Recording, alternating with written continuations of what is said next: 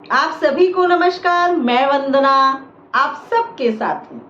दोस्तों, किसी भी व्यक्ति के व्यक्तित्व का विकास उसके जन्म के बाद से ही शुरू होता है। व्यक्ति जब जन्म लेता है तो वह किस प्रकार के माहौल में पलता है, उसकी परवरिश कैसे माहौल में होती है, उसी के ऊपर निर्भर करता है व्यक्ति का व्यक्तित्व का विकास।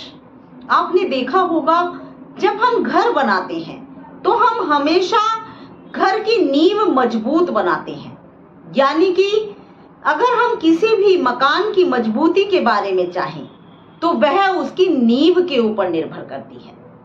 यदि हम कहें तो जैसे जैसे व्यक्ति के शरीर का विकास होता है, उसके साथ साथ जब उसके मानसिक रूप से भी विकास होता है तो उसी से व्यक्ति के व्यक्तित्व का विकास होता है। व्यक्ति के व्यक्तित्व के विकास के लिए हमें 3 बातों का ध्यान देना बहुत जरूरी है। नंबर 1, माँ की सीख पर विश्वास करना। जब बच्चा जन्म लेता है तो उसका सबसे पहले समय उसके परिवार में बीतता है। परिवार में भी उसकी माँ के साथ बच्चे की माँ अपने बच्चे का पालन पोषण करती है, बच्चे की सारी ही क्रियाकलापों पर ध्यान देती है कि उसका बच्चा किस प्रकार के कार्य को करने के योग्य है और किस प्रकार के करने को योग्य नहीं है। उसे सही और गलत का फर्क समझाती है, अपने बच्चे की कमजोरियों को समझती है कि अभी मेरा बच्चा इस कार्य को नहीं कर पाएगा, और उचित समय आने पर अपने बच्चे को कार्य करने के लिए प्रेरित करती है।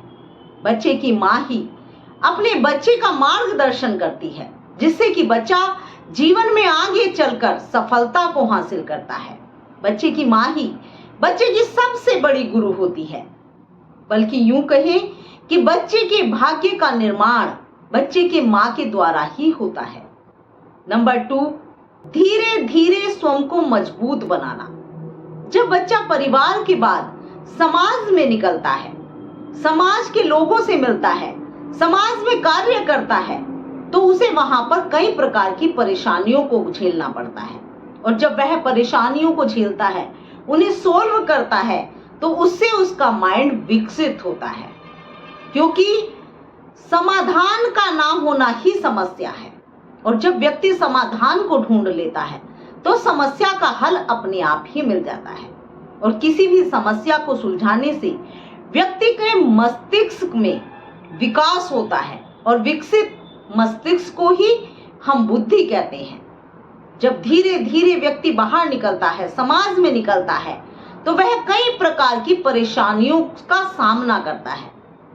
वह लोगों के संपर्क में आता है, वहां पर लोगों के ताने बाने सुनता है, वहां किस प्रकार से उसे उस समाज में उठना बैठना है, कैसे रहना है, कैसे जीवन व्यतीत करना है, कैसे रिश्ते स्थापित करने हैं। इस प्रकार का जो ज्ञान है वह बाहर समाज में निकलने से ही होता है।